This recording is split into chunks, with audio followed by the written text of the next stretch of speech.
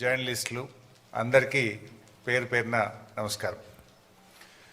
ముఖ్యంగా కేటీఆర్ గారు ఈ విషయాలు ప్రజల్లోకి వెళ్ళాలి, తప్పకుండా మన బీఆర్ఎస్ పార్టీ తరఫున మీడియాకు వెళ్తున్నటువంటి మిత్రులకు కానీ శాసనసభ్యులకు కానీ ఈ కాంగ్రెస్ చేస్తున్న దుష్ప్రచారాన్ని చెప్పాల్సినటువంటిది అవసరం చాలా ఉంది అని గత కొద్ది రోజులుగా వారు 2-3 సార్లు నాతో మాట్లాడడం జరిగింది. ఎందుకంటే కాంగ్రెస్ కూర్చోబెట్టండి బాబు, జర్నలిస్టులకు వచ్చిండ్రు, వాళ్ళని కూర్చోబెట్టి మీరు ఇట్లా నువ్వు లేవు బిడ్డ. అయితే ఈరోజు మేము చెప్పేవన్నీ కూడా 100% వాస్తవాలు, ఆధారాలతోని, డాక్యుమెంట్లతోని ఈరోజు మీకు వివరించే ప్రయత్నం చేస్తున్నాం. ఏది రాజకీయ ఉపన్యాసం కానే కాదు, ఏ ఒక్కటి కూడా అవాస్తవాలు చెప్పడమో కాంగ్రెస్ నాయకుల్లాగా రేవంత్ రెడ్డి లాగా బట్టగాల్చి మీదేసే ప్రయత్నమో మేము చేయలేదు. ఎందుకంటే కేసీఆర్ గారు మా అందరికీ నేర్పింది ఒకటే, ఎన్నో త్యాగాలతోని పోరాటాలతోని తెలంగాణ సాధించాం. మనకు రాజకీయాల కంటే కూడా రాష్ట్రం ముఖ్యం, రాష్ట్ర ప్రజల ప్రయోజనాలు ముఖ్యం. అధికారంలో ఉన్న ప్రతిపక్షంలో ఉన్న రాష్ట్ర ప్రయోజనాల కోసమే పనిచేయాలనేదే కేసీఆర్ గారు ఎప్పుడు కూడా మాకు చెప్తూ ఉంటారు. అందువల్ల ఈరోజు కూడా ఒక బాధ్యతాయుతమైనటువంటి ప్రతిపక్షంగా ఈ కాళేశ్వరం ప్రాజెక్టు మీద, కాళేశ్వరం అనేది definitely it is a life line to the state of Telangana. ఇది ఒక జీవధార. ఈరోజు ఈ కాళేశ్వరం మీద కేవలం రాజకీయాల కోసం కాంగ్రెస్ పార్టీ దుష్ప్రచారం చేయడం కోసం, బురద జల్లడం కోసం, రాజకీయ లబ్ధి పొందడం కోసం ఈ ప్రాజెక్టును మరమ్మతు చేయకుండా తాత్సారం చేసే ప్రయత్నం చేస్తుంది.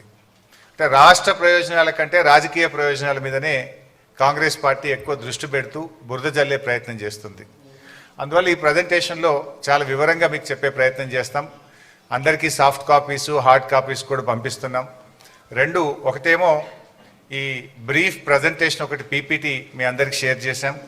రెండవది కాళేశ్వరం ప్రాజెక్టు మీద వాస్తవాలు, అంటే వక్రీకరణలు, వాస్తవాలు, వివరాలన్నీ కూడా మీకు అందిస్తూ ఉన్నాం.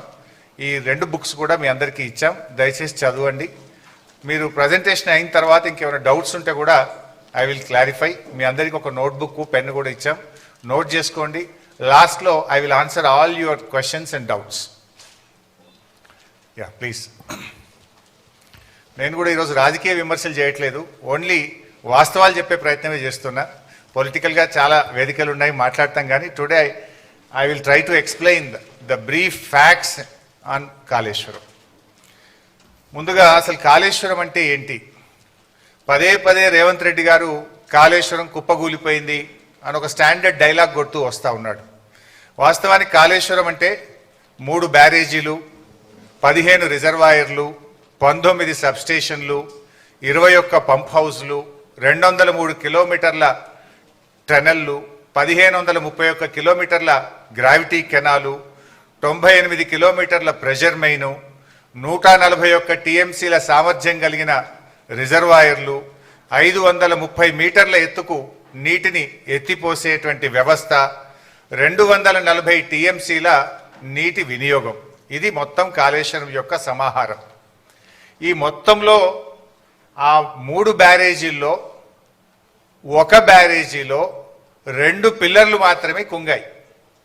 అంటే మీకు 15 రిజర్వాయర్లు ఇంటాక్ట్ ఉన్నాయి, 19 సబ్స్టేషన్లు ఇంటాక్ట్ ఉన్నాయి, 21 పంప్ హౌస్లు ఇంటాక్ట్ ఉన్నాయి, 203 కిలోమీటర్ల టనల్ ఇంటాక్ట్ ఉంది, 1531 కిలోమీటర్ల గ్రావిటీ కెనాల్ ఇంటాక్ట్ ఉంది, 98 కిలోమీటర్ల ప్రెషర్ మెయిన్ ఇంటాక్ట్ ఉంది, 141 టీఎంసీల రిజర్వాయర్లు ఇంటాక్ట్ ఉన్నాయి, ఈ లిఫ్ట్ సిస్టమ్ ఇంటాక్ట్ ఉన్నది. ఆ 3 బ్యారేజీల్లో 1 బ్యారేజ్ మేడిగడ్డ, దాంట్లో 85 పియర్స్ ఉన్నాయి. 2వ బ్యారేజ్ సుందిల్ల, అందులో 74 పియర్స్ ఉంటాయి. 3వ బ్యారేజ్ అన్నారం, అందులో 64 పియర్స్ ఉన్నాయి. సో అన్నారంలో ఉన్న 64 పియర్స్ బ్యారేజ్ ఇంటాక్ట్, సుందిల్లలో ఉన్న 74 పియర్స్ బ్యారేజ్ ఇంటాక్ట్. మేడిగడ్డ బ్యారేజీలో 85 పియర్స్లో 2 పియర్స్ మాత్రమే కుంగినాయి. అంటే కాళేశ్వరంలో ఉండే ఇన్ని కాంపోనెంట్లలో ఒక బ్యారేజ్ మేడిగడ్డ, ఆ మేడిగడ్డలో 85 పియర్స్లో 2 పియర్స్ మాత్రమే కుంగినాయి. దానికి మొత్తం కాళేశ్వరమే కుప్పగూలింది అనేటువంటి ఒక దుష్ప్రచారాన్ని చేసేటువంటి ప్రయత్నం గత కొంతకాలంగా కాంగ్రెస్ ప్రభుత్వం చేస్తుంది. అంటే ఈ 100 కాంపోనెంట్స్ అన్నీ కూడా ఇంటాక్ట్ ఉన్నాయి, అన్ని పియర్స్ మిగతా బ్యారేజీల్లో ఇంటాక్ట్ ఉన్నాయి. అండ్ కాళేశ్వరంలో బ్లాక్ వైజ్ కట్టాం మనం.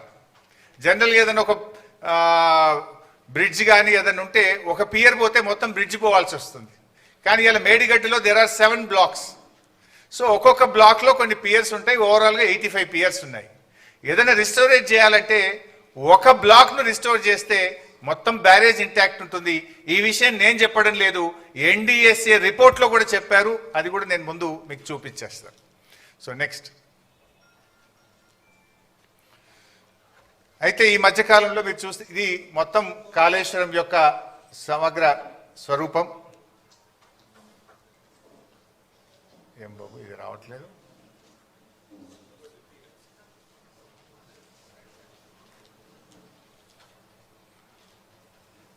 ఇది వస్తుందా బాబు? సో మీరు గమనిస్తే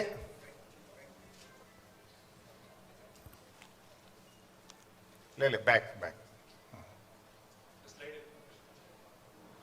పైన వస్తుంది కానీ దీని మీద రావట్లేదు.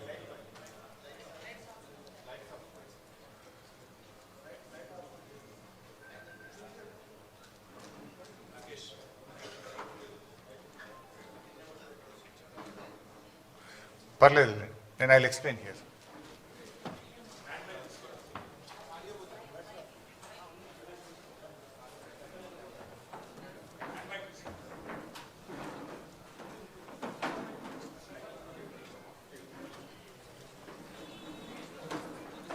మీరు గమనిస్తే ఇందులో యాక్చువల్గా తమ్మిడిహట్టి ఆ పైన, దిస్ ఈజ్ తమ్మిడిహట్టి.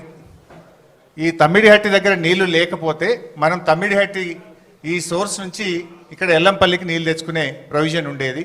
తమ్మిడిహట్టి నుంచి ఎల్లంపల్లికి నీళ్లు అవకాశం లేదు కనుక, నీళ్లు తక్కువ ఉన్నాయి కనుక తమ్మిడిహట్టి నుంచి మనము మేడిగడ్డకు రావడం జరిగింది. This is Medigadda, this is Annaram, then this is Sundilla. Sundilla నుంచి మనం ఎల్లంపల్లికి తెచ్చుకుంటాం. మారింది ఓన్లీ ఒకటే సిస్టమ్. తమ్మిడిహట్టి నుంచి ఎల్లంపల్లికి నీళ్ళు వచ్చే బదులు మేడిగడ్డ నుంచి ఎల్లంపల్లికి నీళ్లు తెచ్చాం. మారింది ఒకటే. ఇది మిగతాదంతా కూడా ఆల్రెడీ ఇంటాక్ట్ ఉన్నటువంటి సిస్టమే. ఇది కూడా ఎందుకు మార్చాము అనేది నేను ముందు ఎక్స్ప్లెయిన్ చేస్తాను. అంటే దానికంటే ముందు నేను చెప్పాల్సింది ఏంటంటే, కాళేశ్వరం యొక్క గొప్పతనం ఏంటంటే, కాళేశ్వరంకు దేర్ ఆర్ 3 సోర్సెస్. ప్రతిసారి మేడిగడ్డ నుంచే మనము నీళ్లు తీసుకురావాల్సిన అవసరం లేదు. పైన ఎస్ఆర్ఎస్పిలో బ్రహ్మాండమైనటువంటి వరద వస్తే, ఎస్ఆర్ఎస్పి ప్రాజెక్టుకు నీళ్ళు వస్తే, ఎస్ఆర్ఎస్పి నుంచి మిడ్ మానేర్కు డైరెక్ట్గా నీళ్లు తెచ్చుకుంటాం. మిడ్ మానేర్కు ఎస్ఆర్ఎస్పి నుంచే నీళ్ళు వస్తాయి. ఎస్ఆర్ఎస్పి నుంచి 2 రకాలుగా నీళ్ళు వస్తాయి మిడ్ మానేర్కు. ఒకటి వరద కాలువ ఉంది, రెండోది నార్మల్ ఎస్ఆర్ఎస్పి కెనాల్ ఉంది. సో గోదావరిలో మంచి వర్షాలు పడి ఎస్ఆర్ఎస్పి నిండితే గ్రావిటీ ద్వారా ఎస్ఆర్ఎస్పి నుంచి మనం మిడ్ మానేర్కు నీళ్లు తెచ్చుకోవడం జరుగుతుంది. సో మిడ్ మానేర్కు నీళ్ళు వచ్చినప్పుడు ఏమైందంటే, we will operate Motors only from mid Maner. మన పంపింగ్ స్టేషన్స్ మిడ్ మానేర్ నుంచి వాడి